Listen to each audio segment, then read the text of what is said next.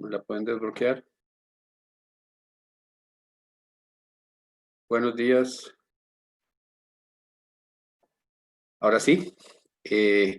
Muy buenos días a todos y todas. Gracias por acompañarnos en el día de hoy. Esta es la sesión número 8 de 10 que hemos programado en esta actividad que le hemos llamado Congreso de Refrigeración Sostenible. El día de hoy vamos a tener una charla que se llama Aplicación de CO2 transcrítico en un sistema de refrigeración de media y baja temperatura en supermercados de Costa Rica. Antes de iniciar y presentar al expositor, voy a presentar también al equipo que nos acompaña el día de hoy en la colaboración. Tenemos la conducción de esta sesión, tenemos a Kenneth Román y a Yesenia Villalobos. Buenos días a ustedes también, Yesenia y Kenneth. Muchas gracias. Permítame presentar a don Oscar Rojas. Don Oscar Rojas, que es el expositor que tenemos el día de hoy, es gerente de mantenimiento en PriceSmart, preparado en servicio técnico en campo y especializado en refrigeración con 20 años de experiencia y 7 años con CO2 como refrigerante natural. Antes de darle el pase a don Oscar Rojas, me permito hacer los anuncios que siempre hacemos. Las preguntas que se requieran hacer al expositor se van a hacer a través del icono de Q y A que se encuentra en el centro de la pantalla de ustedes. Don Oscar va a contar con un tiempo de exposición de 45 minutos. A los 5 minutos le voy a interrumpir para avisarle que le queda ese tiempo. Tenemos la apertura para las preguntas es de 15 minutos y contestaremos todas aquellas preguntas que sean posibles durante este tiempo. Aquellas preguntas que por alguna eventualidad no haya sido posible contestarlas, se les estará haciendo llegar la respuesta a cada uno de los que se permitieron hacer la pregunta a través de un compendio de preguntas que va a estar disponible al finalizar el congreso en nuestra página web. Recordarles que la página web es refrigeracionsostenible.com. Entonces, don Oscar, sin más preámbulo y para iniciar con la sesión de hoy, le doy el pase para que usted arranque con su presentación. Muchas gracias. Muchas gracias, don Rodolfo. Buenos días a todos. Espero que estén bien este día tan frío y lluvioso. Quiero dar gracias primero que nada a DIGECA y a todo el grupo que nos patrocina por invitarnos a poder compartir nuestra experiencia con CO2 a nivel PriceSmart y poder darles algo o transmitirles algo de lo que nosotros hemos podido vivir a través de este tiempo que hemos migrado un poco a lo que es refrigerantes naturales. ¿Por qué digo un poco? Porque si bien es cierto, nosotros tenemos CO2 ahorita trabajando, lo tenemos como un refrigerante secundario aún. Entonces, la idea es migrar a que el CO2 sea un refrigerante primario como transcrítico y poder ser completamente o tener completamente un sistema de refrigeración natural. Bueno.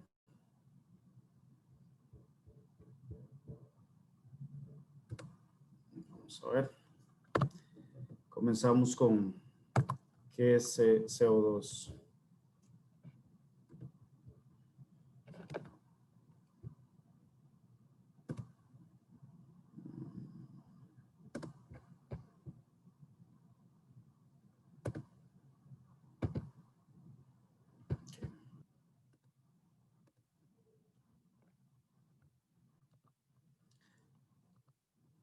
¿Qué es el CO2 y cómo se comenzó a trabajar en la refrigeración?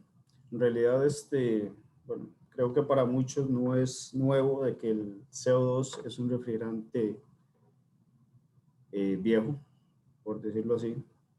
Por ahí escuché a don Rafael Raúl en una presentación que nos dio, que él lo comparaba con un viejo viviendo nuevas experiencias de niño, como comparación.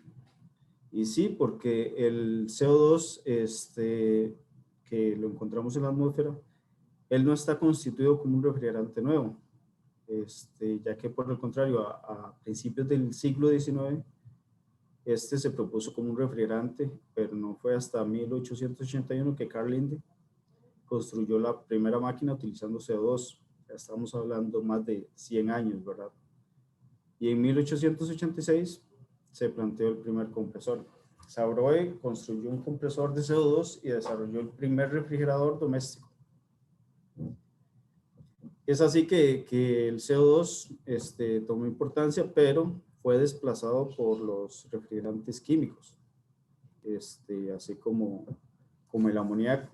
eh, fue, fue desplazado y lo dejamos de lado. El amoníaco considero yo que no fue desplazado completamente porque sí se ha utilizado más en la industria que el CO2. CO2, que básicamente teníamos poco conocimiento y hasta hace poco fue que se dieron pues tecnologías aptas para poder trabajarlo de una manera industrial.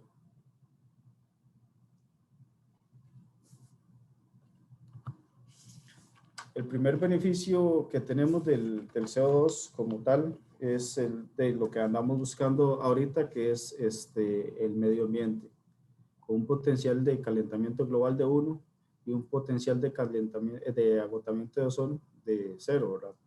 Entonces, eso hace que el CO2 sea pues muy beneficioso hoy en día, que estamos sacando los HFCs o tratando de sacarlos aún, ¿verdad?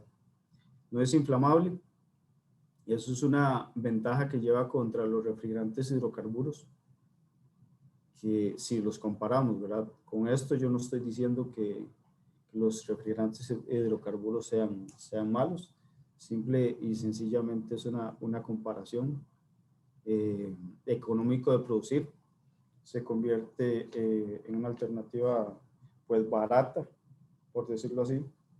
Por lo menos aquí en Costa Rica tenemos, que yo conozca o que sepa más bien, tenemos dos plantas que fabrican o procesan el CO2. Una es de la estadounidense Praxair. Esa está en la Virgen de Sarapiquí, que si no me equivoco, procesa alrededor de 50.000 toneladas de CO2. Y tenemos la otra que es en Río Cuarto de la Juela. Y esa también pues la tenemos cerca, ¿verdad? Entonces para nosotros se nos hace pues bastante barato, por decirlo así, poder tener el CO2 a mano. Ahora, el CO2 tiene que tener un proceso para que sea lo más puro posible. Para que nosotros podamos tener el CO2 en nuestro sistema, tenemos que tener una pureza de 99,999%. Eso es pues para evitarnos la humedad, ¿verdad? Lubrica con 3 tipos de aceite, por lo menos en mi caso yo lo trabajo con el POE, pero también se puede lubricar con el PGA y el PVE. El CO2 no es corrosivo, es muy eficiente para la transferencia de calor y alta conductividad térmica.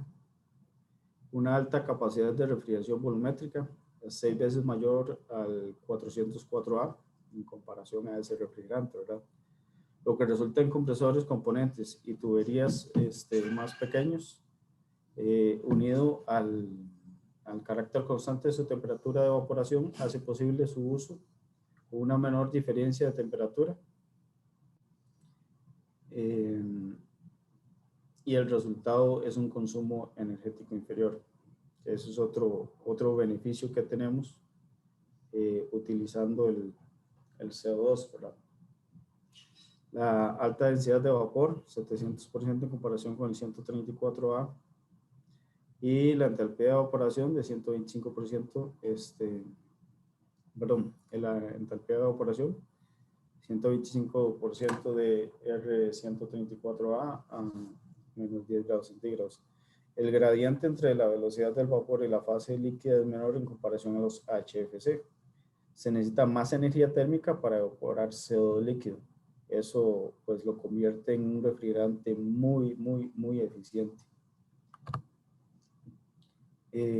No solo es por la preocupación en torno a los gases naturales, ¿verdad? Que nosotros pues vemos como el CO2 una buena opción. No es el cuidado del medio ambiente. Las propiedades físico-químicas del dióxido de carbono hacen de este un compuesto para el transporte de calor, por lo que su uso se vuelve un ganar-ganar. Se gana eficiencia en refrigeración y se gana en la conservación del planeta. En estas dos imágenes yo quería hacer una reflexión, porque recuerdo cuando yo empecé a trabajar en refrigeración que nosotros por falta de equipo o simplemente por bromear, decíamos que estábamos matando pingüinos cuando se perdía algo de R22, de 502, de 507. Estábamos matando pingüinos, y en realidad ya no lo tenemos que ver, o no lo deberíamos de ver como una mofa, ¿verdad? O un chiste. Esto en realidad está pasando y ¿cómo se llama? Y nos estamos viendo afectados todos. No es solamente nosotros, sino tenemos que pensar también en el futuro.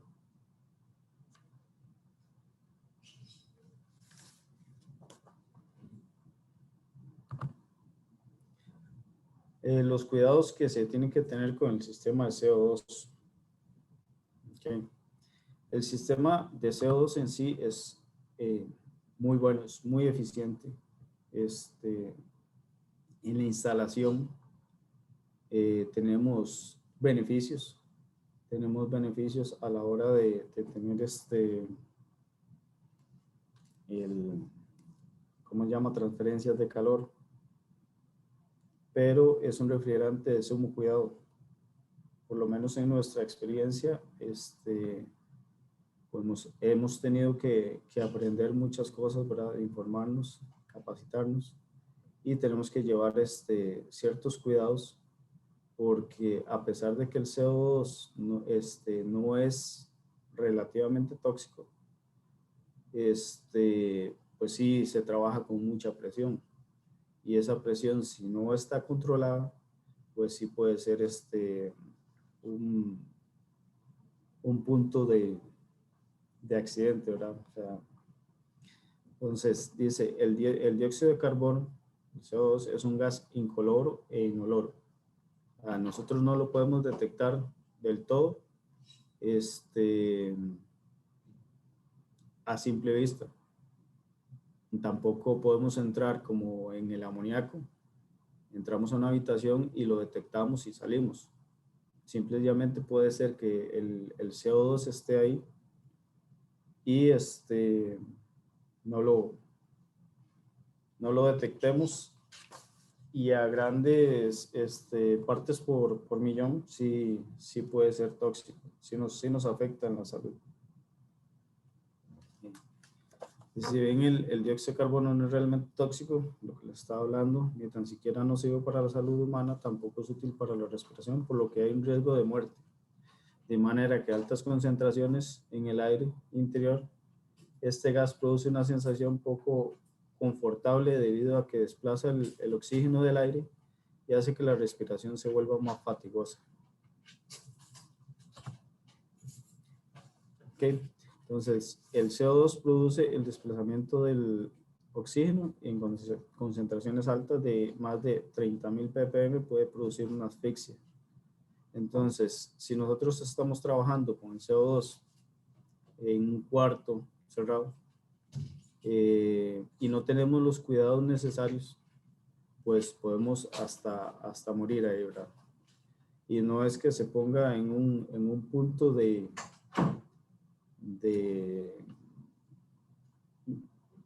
como, ¿qué les puedo decir? Como crítico o ser muy pesimista en la hora de trabajar, pero con este y cualquier otro refrigerante tenemos que tener cuidado. Ahora bien, si no podemos detectarlo, tenemos que tener el triple cuidado. Es por eso que se deben de tener sensores apropiadamente instalados para detectar una fuga de CO2 en una habitación cerrada. Los sensores de CO2 se tienen que instalar en las partes bajas, ya que el CO2, pues las concentraciones de CO2 se van a mantener en la parte baja. Claramente, si tenemos el sensor en la parte alta, pues lo va a detectar ya cuando la habitación va a estar completamente inundada. Y no es la idea. La idea es pues poder prevenir cualquier incidente o accidente. Además de un equipo de protección personal en caso de fuga grande. ¿Qué equipo de protección personal tenemos que utilizar? Aquí podemos ver un ARAC, un aparato de respiración autónoma, que tiene que estar cerca de la habitación. Por si tuviéramos una fuga grande de CO2, gracias a Dios aquí en PriceSmart nunca se ha tenido que utilizar. Pero sí tenemos que prevenir cualquier cosa. Otra cosa que hace amigable el CO2 es el hecho de que como nosotros tenemos un almacén grande, o regularmente los supermercados son grandes, aunque las tuberías pasen por la planta o por dentro del club, como lo llamamos nosotros, no nos va a afectar o no les va a afectar a los socios. Claramente, si tenemos una fuga grande, pues se evacúa y se trabaja. Pero no va a haber una afectación como para que suceda un incidente tal que muera alguien. Entonces, este tipo de sensores que vemos acá, los tenemos instalados en lo que son los cuartos fríos, en lo que son las cámaras refrigeradas grandes, donde tenemos personal trabajando, en el cuarto de máquinas, donde nosotros tenemos que llegar a darle servicio, muchas veces estar bastante rato ahí. Y aparte de estos sensores, tenemos buena ventilación. La ventilación lo que nos ayuda es que si tenemos una fuga de CO2, pues no se va a concentrar. Lo primero que deberíamos de hacer en una fuga de CO2, aparte de controlarla, es pues ventilarla y no ingresar ahí hasta que las partes por millón que detecta el sensor de fuga baje. Nosotros ese sensor de fuga lo tenemos instalado en nuestro sistema o en nuestro controlador, que es el Emerson E2, que es con lo que trabajamos nosotros. Y cuando ya sube, manda una alarma, y esta alarma activa una señal visual en la puerta para que nadie ingrese. También tenemos instalado lo que es la señal sonora. Entonces, básicamente por ahí es donde tenemos que protegernos mucho del CO2. Ahora bien, aquí tengo algunos puntos de los que pude recopilar o tengo. Puede ser que haya más, puede ser que haya menos. Entonces dice, algunas acciones que se debe tomar con una fuga de CO2 en una habitación. Cuando se emite gas, abandone la habitación de inmediato. Advertir a las personas y garantizar una aireación suficiente y siga las siguientes instrucciones. No ingrese a la zona sin equipo de respiración autónomo, que era el que les estaba enseñando hace poco, que es igual el que utilizan los bomberos. Para esto se tiene que llevar un curso de cómo instalarse. Se tiene que tener también muy claro que el tanque de oxígeno no va a durar todas las horas que queramos. Entonces tenemos alrededor de 20 minutos para poder cerrar válvulas, para poder controlar la fuga inicialmente, no para repararla, para controlarla y ventilar la zona. ¿Okay? Esto dice, siempre que la inocuidad de la atmósfera no ha sido probada. Entonces, igual si se tienen dudas de que está alta la concentración, aunque no se escuche, no se vea una cortina de humo, como le llamamos, se tiene que utilizar el sistema de CO2, perdón, el sistema de ARAC para controlar una fuga de CO2. Dice, permanezca al aire libre en el lado que mira el viento. Obviamente no nos vamos a poner de frente a una fuga para poder absorber todo lo que nos puede contaminar o provocar esta asfixia. Bloquear el acceso a la zona. Claramente nosotros tenemos o somos responsables de evacuar a las personas que estén ahí y no dejarlas pasar. Reemplace las válvulas de alivio de presión de los compresores después de actuar, porque la presión de apertura puede reducirse después de este procedimiento. Ok, las válvulas de alivio regularmente, o nosotros creeríamos que van a ser eternas a menos que empiecen a fugar, y no es así. O sea, todo tiene su vida útil, ¿verdad? Y después de una acción de alivio de estas válvulas, nosotros tenemos que verificar esa válvula. De preferencia, cambiarla. O sea, no dejarla en el sitio, porque, como dice acá, puede perder presión. Y esto nos va a estar liberando CO2 continuamente. Después del actuar, verifique la rigidez de la seguridad de las válvulas y reemplácelas si es necesario. Ese es el punto que estábamos hablando. Referencias para el trabajo con refrigerantes CO2. Okay. Dice, el CO2 líquido se evapora rápidamente y se enfría al mismo tiempo y forma hielo seco. Cuando nosotros tenemos que evacuar un sistema,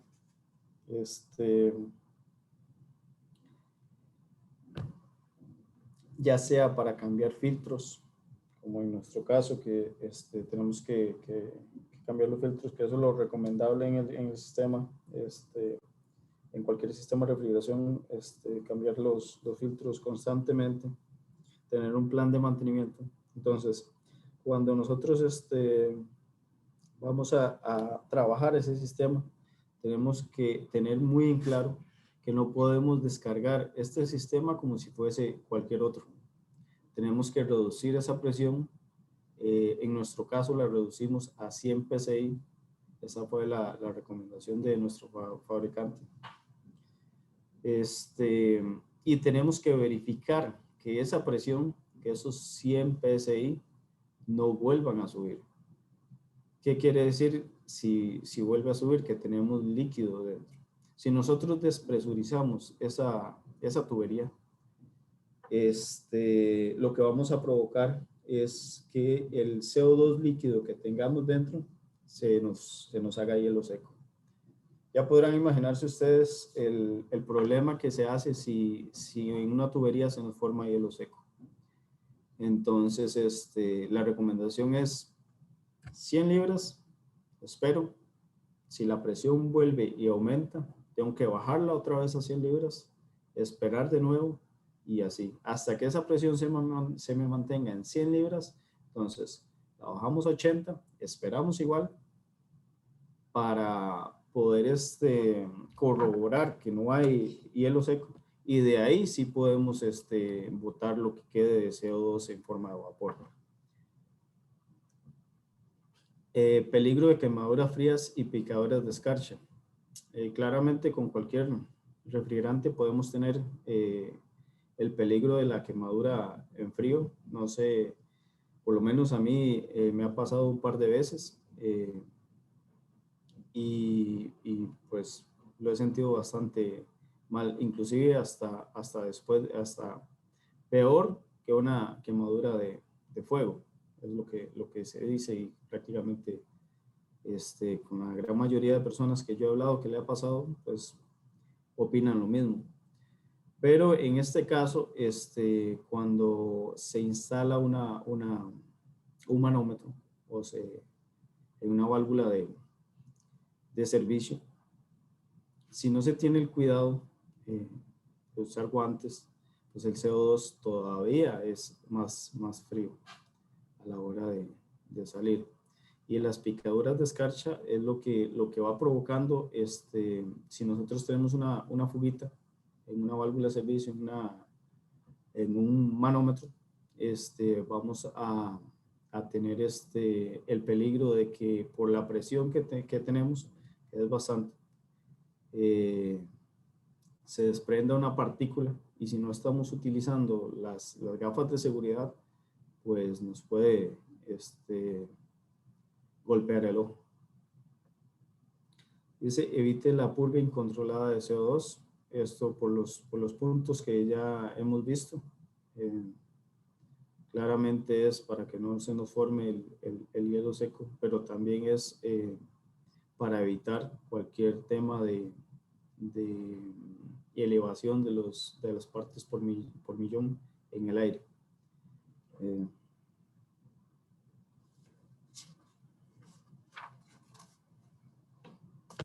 Lo que les estaba mencionando, cuando llene el sistema en CO2, use guantes, gafas, inclusive botas o un delantal. También tenemos que tener en cuenta que las mangueras que vamos a utilizar nosotros en CO2 tienen que tener la resistencia para la presión y estar en buen estado. Muchas veces nosotros nos confiamos de que las mangueras están buenas y tal vez las mangueras ya tienen mucho tiempo de uso o están abandonadas. Recordemos que todos los materiales se deterioran, por lo tal no corramos el riesgo de poner unas mangueras que no estemos seguros de que estén en buen estado. Al extraer CO2, vapor de una botella, use un reductor de presión. Esto solamente si se utiliza un cilindro que dispense vapor. Hay cilindros de CO2 que tienen un sifón que dispensan líquido, solamente líquido. Entonces, si nosotros utilizamos un reductor de presión, pues lo que va a provocar es que nos daña los empaques, los émbolos, por la temperatura. Entonces, tenemos que tener muy claro esto. El sistema se carga o nosotros lo cargamos con CO2 líquido. Entonces, nosotros no utilizamos el reductor como tal. Sí hay que tener el cuidado de no cerrar ninguna válvula donde quede presurizada una manguera, ¿verdad? Y se eleve la presión en esta manguera porque se puede romper. También se tiene que utilizar un filtro deshidratador de preferencia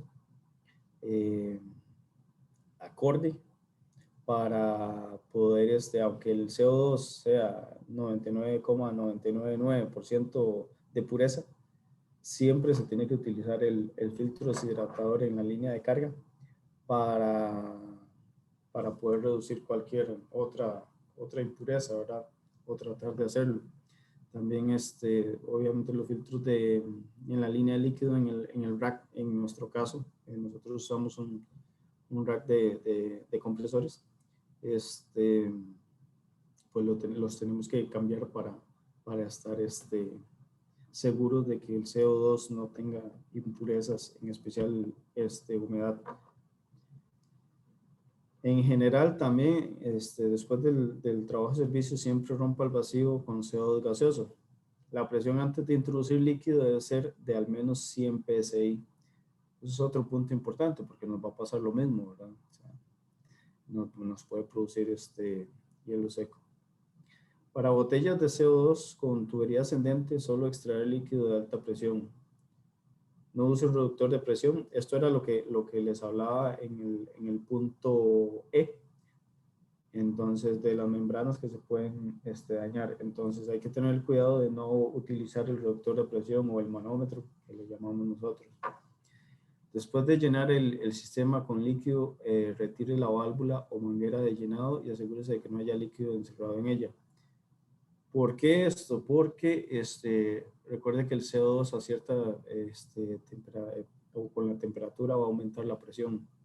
Si nosotros dejamos encapsulado el CO2 en una manguera, lo dejamos por ahí, Dios no quiera ni que le pegue el sol o algo así, entonces la presión que tenemos de CO2 en esta manguera pues va a aumentar y es muy probable que nos vaya a reventar esa manguera. Entonces hay que tener siempre la precaución de que todo lo que utilicemos quede sin nada de presión. Dice el CO2 de clase pureza N4.5 comparable con contenido de H2O, la humedad menor a 5 ppm, 99.9999% de pureza. La clase de pureza del CO2 puede tener un nivel de H2O más alto si el sistema se llena usando un filtro secador generosamente dimensionado. Pues esto yo no lo recomiendo del todo, pero si es necesario, pues podemos ponerle unos filtros para poder meter el CO2 al sistema. Aquí, pues, Praxair y lo que es Infra tienen certificados de pureza, entonces no es necesario. Se recomienda cambiar el filtro secador varias veces, 3 veces después de la puesta en marcha. Aplicando el beneficio que tiene el CO2 en nuestro club de compras, lo que es primordialmente ambiental. Si bien es cierto, nosotros pues buscamos muchos beneficios, PriceSmart piensa mucho en lo que es ambiental. Tanto así que nosotros hemos trabajado, el año pasado trabajamos para poder obtener nuestro primer galardón de bandera azul y vamos por el segundo. Entonces seguimos trabajando constantemente para poder tener el galardón. Para hablarles un poco de PriceSmart y aquí haciendo un paréntesis, es así. Pues PriceSmart es un club de compras con membresía que inició operaciones en 1976 y a Costa Rica llegó en 1999. Ya para finales del 2000, aquí en Costa Rica se contaba con 3 tiendas. Entonces la expansión pues ha sido relativamente buena. Hoy tenemos 9 clubs trabajando con CO2. Todos son subcríticos operando con 507 como refrigerante primario y el CO2 como refrigerante secundario. En miras al futuro, tendremos que migrar claramente a sistemas transcríticos como lo hablaba al principio, donde utilizaremos solamente CO2. Esto pues la fecha no está escrita todavía, entonces pero sí se están evaluando los sistemas.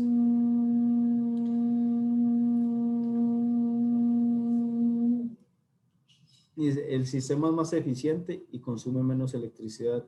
Un sistema CO2, pues obviamente por los puntos que vimos anteriormente, va a ser más eficiente. Entonces la electricidad se nos va a reducir en comparación a un sistema que utilice HFC, que en nuestro caso igual utilizamos 507 en los clubes que no tienen CO2.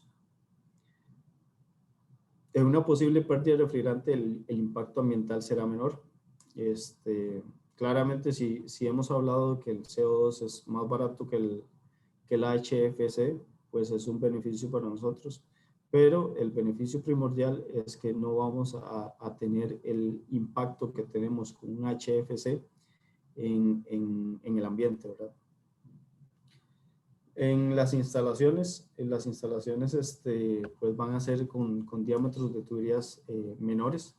Entonces vamos a tener una ventaja a la hora de verlo estéticamente y obviamente en instalación, mano de obra, porque el tubo, aunque es de cobre, el tubo sí es un poco más costoso. Regularmente nosotros utilizamos un tubo tipo L para las instalaciones y por la presión del CO2 tiene que ser de tipo K.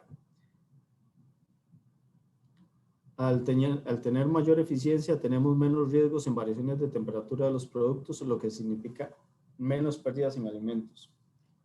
Han habido estudios en lo que se refiere a alimentos y su impacto en el medio ambiente. La pérdida y el desperdicio de alimentos tiene un impacto negativo en el medio ambiente. Los alimentos se pierden o se desperdician inclusive antes de llegar a nuestras casas. Entonces, todo esto va a producir un impacto. ¿Por qué? Porque todos los alimentos que se desperdicien ya llevaron un proceso, tanto de transporte, tanto de producción, y esto claramente vamos a tener que utilizar hidrocarburos, vamos a tener que usar agua, vamos a tener que usar energía. Entonces, al tener un sistema de refrigeración más eficiente, vamos a tener menos pérdidas en lo que es, en nuestro caso, la venta del producto, ya llámese verdura, llámese carne, llámese helado, porque en todo esto, pues siempre va a haber un proceso, ¿verdad? Y siempre va a tener un impacto económico principalmente y también ambiental, que es el trasfondo de lo que muchas veces no nos imaginamos. Esto es parte del sistema de CO2 que tenemos nosotros acá. Tenemos dos sistemas en el país con CO2 subcríticos en dos de los clubes actualmente acá en Costa Rica. Estos son los intercambiadores, los negritos que se ven acá. Son condensadores evaporativos, más bien, se le llaman así. En verde a la derecha pueden ver lo que es el tanque donde se acumula el CO2. Abajo del tanque tenemos las bombas de CO2, que lo que nos hacen es inyectar el CO2 al sistema de refrigeración. Tengo un diagrama muy sencillo de cómo es que está operando esto. Claramente no tenemos demarcado o descrito el sistema de baja temperatura, pero imaginémonos que esto es como un chiller. Entonces tenemos en anaranjado el sistema de 507 trabajando con un refrigerante primario, que en nuestro caso sería el 507. Tenemos el compresor, condensador, recibidor de líquido, válvula de expansión y evaporador. Este evaporador va a ser lo que son el condensador evaporativo de CO2. Y en la parte verde tenemos una bomba, que es la que les estaba diciendo que está debajo del tanque verde acumulador de CO2, que va hacia los evaporadores, llega a un intercambiador de calor y se devuelve y hace un ciclo completo como si fuera un chiller. Ya aquí un poquito más específico, vemos los compresores. Estos compresores son de baja temperatura. Estos otros compresores son de 507. Entonces tenemos un sistema normal con un separador de aceite, un condensador regular, un recibidor de líquido. Tenemos intercambiadores en la entrada de los condensadores evaporativos y nuestros evaporadores, condensadores evaporativos, que eran los que les estaba enseñando. Nuestras válvulas de expansión son electrónicas. Y por este lado sería el CO2 recirculando. La parte de abajo en azul muestra el CO2 líquido y la parte en celeste muestra el CO2 en forma de vapor. Perdón.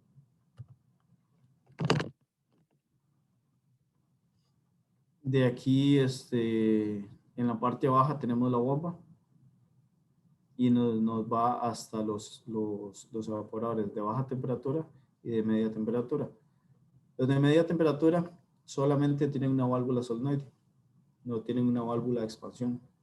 Entonces, estos serpentines de acá trabajan como un intercambiador y nos regresan el CO2 en forma de vapor líquido hacia el recibidor. En este otro caso de acá, tenemos la misma línea de líquido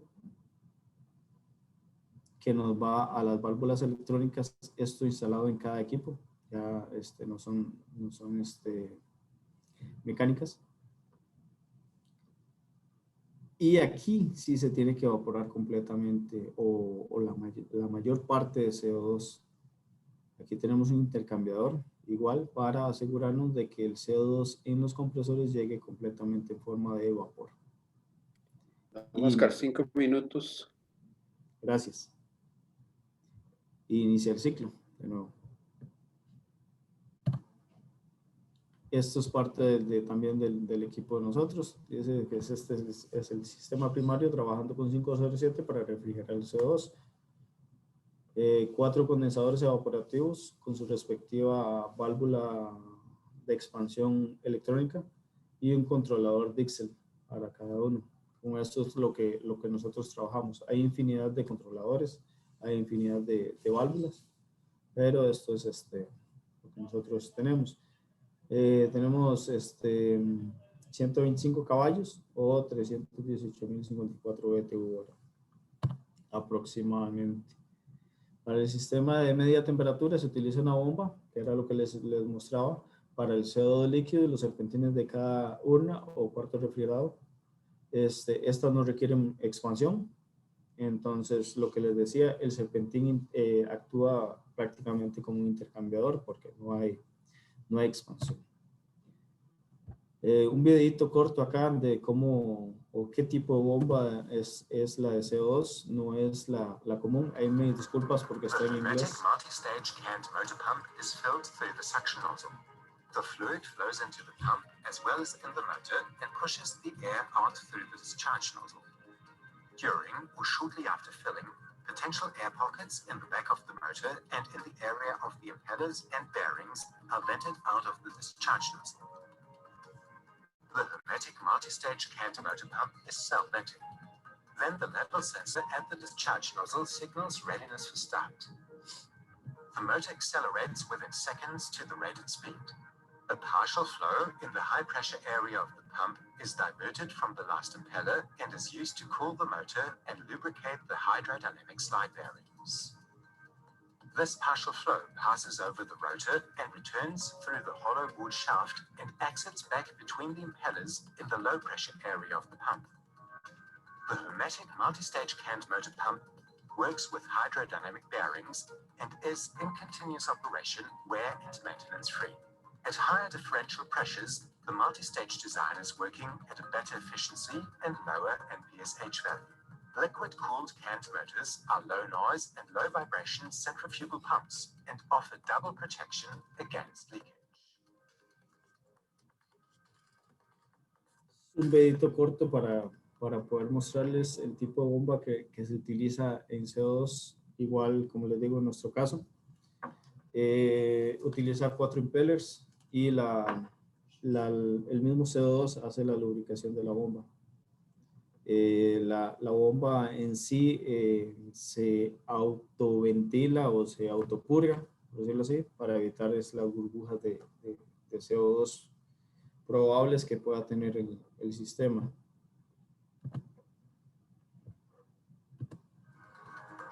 The hermetic multi-stage and motor pump is filled through the suction.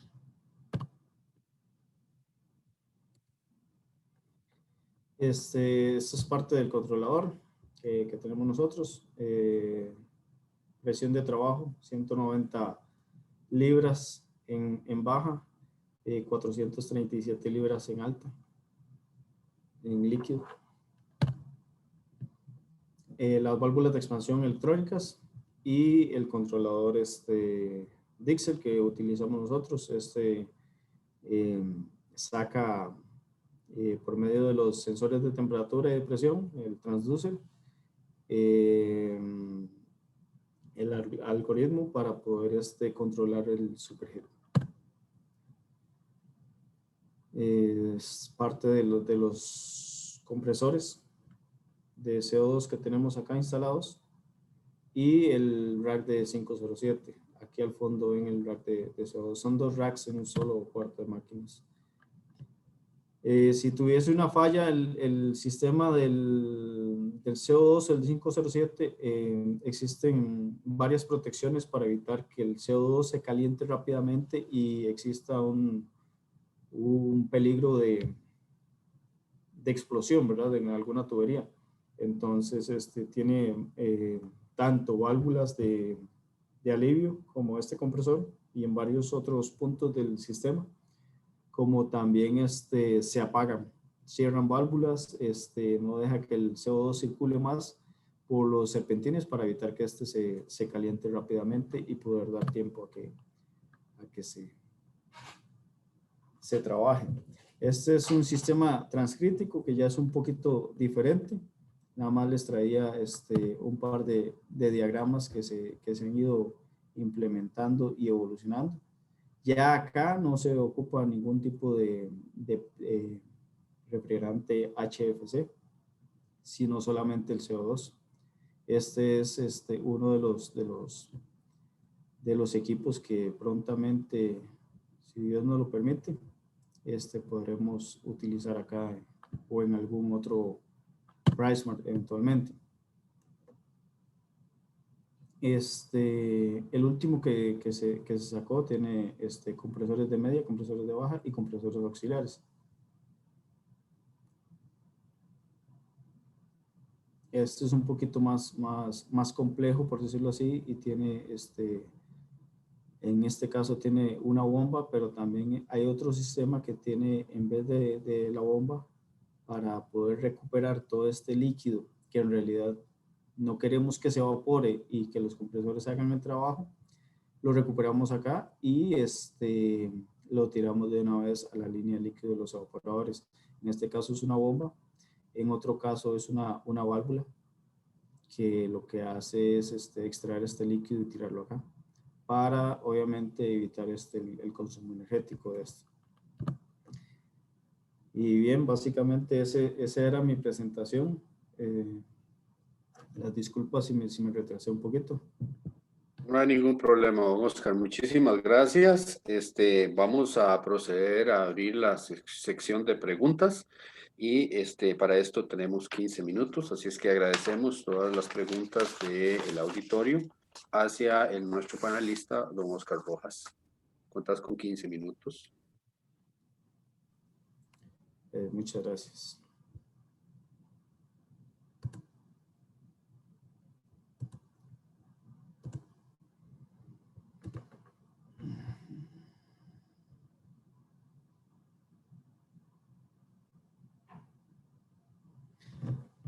Bueno, empezamos. Dice Leticia Vindas. Buen día. ¿La instalación de PriceSmart la hizo alguna empresa local o fue internacional? Este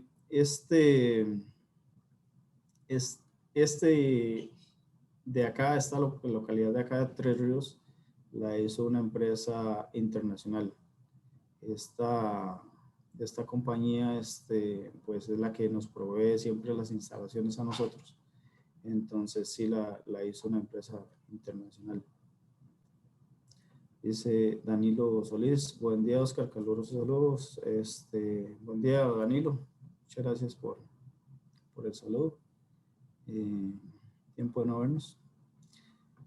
¿El hacer el equipo en cascada con el 507 se dio una estrategia empresarial o por aún no tener la experiencia en el país de operar con muebles en CO2? O los muebles sí están operando con CO2. Además, me gustaría saber cuál ha sido el mayor reto personal de trabajar con CO2. Lo felicito por la presentación, muy educativa. Muchas gracias, Danilo. Ok. Cuando se instaló el sistema de CO2 acá, pues lo escogieron así. Los muebles sí trabajan con CO2, todo el equipo trabaja con CO2. El 507 básicamente se utiliza nada más para enfriar el CO2. El CO2, por una parte, se bombea líquido, completamente líquido, a los muebles de media temperatura, sin expansión como lo ponía. Y después, los que son de baja temperatura, con este mismo bombeo, se pasa por una válvula de expansión y están los compresores de baja temperatura en CO2, que son de aspiración para poder bajar esa presión y tener la temperatura deseada. El mayor reto personal pues ha sido acostumbrarse. Siempre es un reto pasar de algo que uno está acostumbrado a algo que de nuevo, que usted no va a saber cómo va a trabajar. Lo que es la parte eléctrica con tantas protecciones, delays y demás, pues sí ha sido un reto poder tener control y poder aprender de esto. Todos los días se aprende algo nuevo acá, todos los días. Dice Odira Barca Vázquez, buenas, entré un poco tarde. Mi pregunta sería, ¿en qué medida debe quedar en los manómetros de baja y de alta a la hora de cargar CO2? Pues la medida, nosotros trabajamos con nivel de CO2. El nivel de CO2, nosotros lo manejamos en el reservorio en un 25%. La presión, como al ser un rack de refrigeración, pues la presión nosotros la controlamos con los compresores. Entonces, sí hay que tener muy pendiente de estar dándole mantenimiento. Nosotros tenemos un software de mantenimiento preventivo que mensualmente nos tira qué es lo que tenemos que hacer, el mantenimiento que le tenemos que hacer a los compresores, medirles temperatura de descarga, revisar que esté bien de aceite, acidez del aceite, etcétera, etcétera.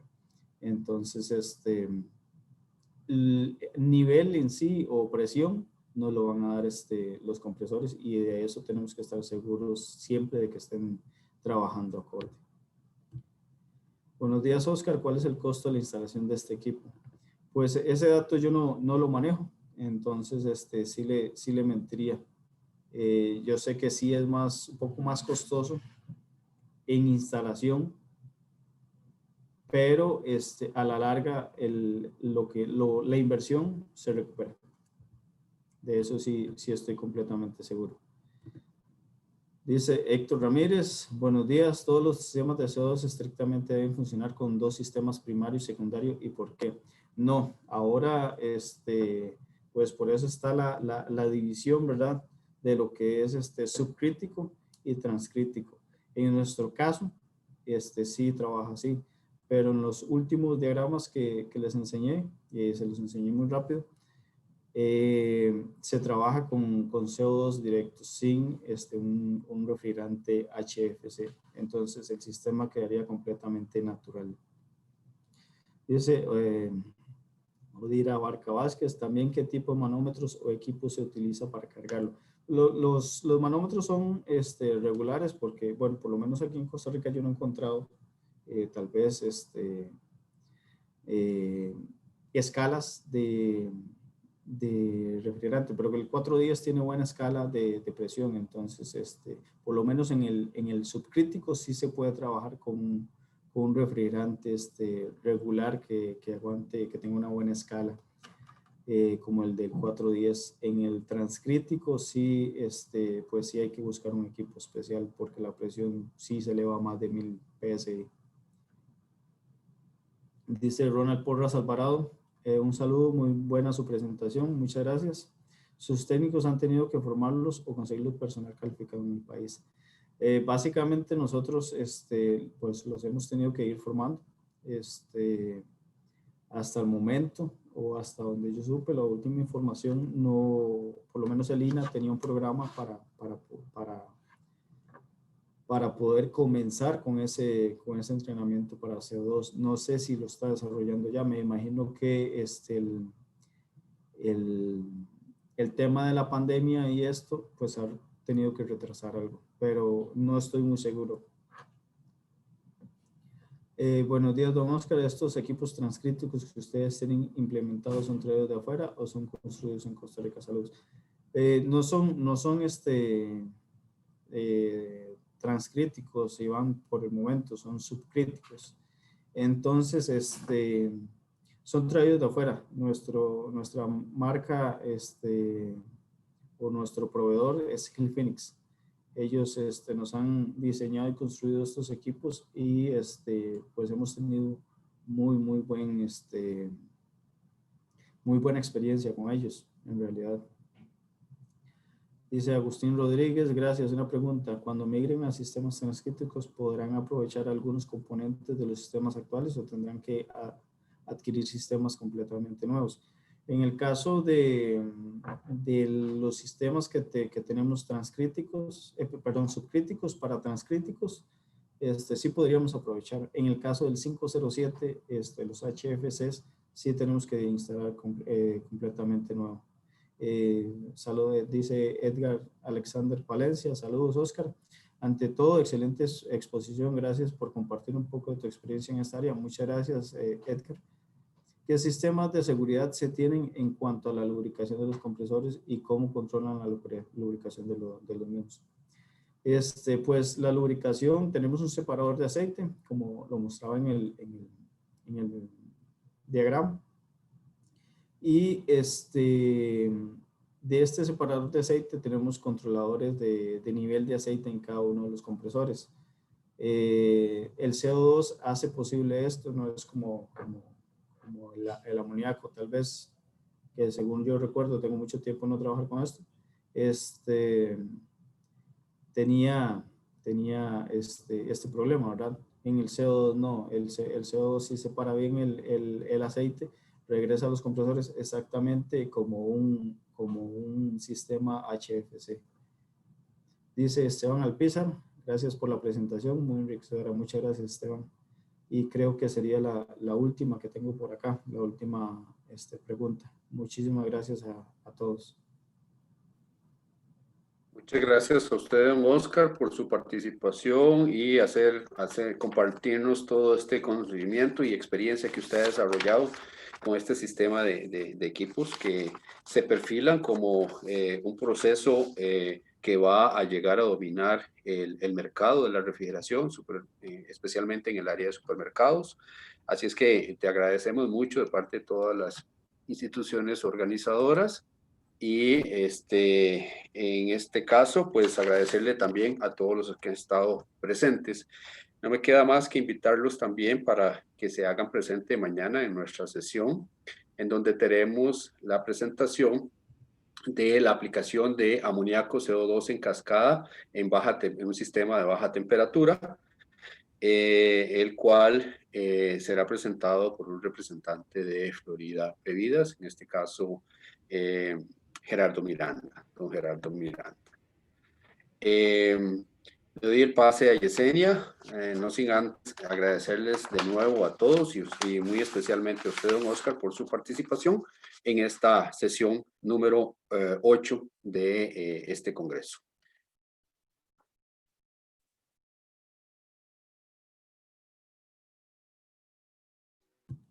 Muchas gracias, don Rodolfo, y con mucho gusto. Y el último mensaje que vi por ahí, para que no se... Muchas gracias, Walter. Ahí estamos a la orden. Walter Castro, también tengo tiempo de no verlo. Saludos. Muchas gracias, don Rodolfo y Yesenia, Kenneth, y estamos a la orden. Muy bien, Muchas don Oscar, gracias. muchas gracias. Perfecto, muchas gracias, don Oscar, muchas gracias, don Rodolfo, por todos los que nos han acompañado también en esta mañana tan fría de hoy, pero bastante interesante. Y damos por finalizada la sesión de hoy. Recordarles que este evento ha sido elaborado gracias al financiamiento del proyecto de eliminación sostenible y respetuosa con el clima de las sustancias que agotan el ozono, conocido como Proyecto SPOT, con el apoyo financiero de la Unión Europea y el Ministerio Federal de Cooperación Económica y Desarrollo. El contenido que hemos conocido hoy ha sido responsabilidad del expositor y no necesariamente refleja los puntos de vista de la Unión Europea y del Ministerio Federal de Cooperación Económica y Desarrollo. Esta es todo y los esperamos mañana. Muchísimas gracias.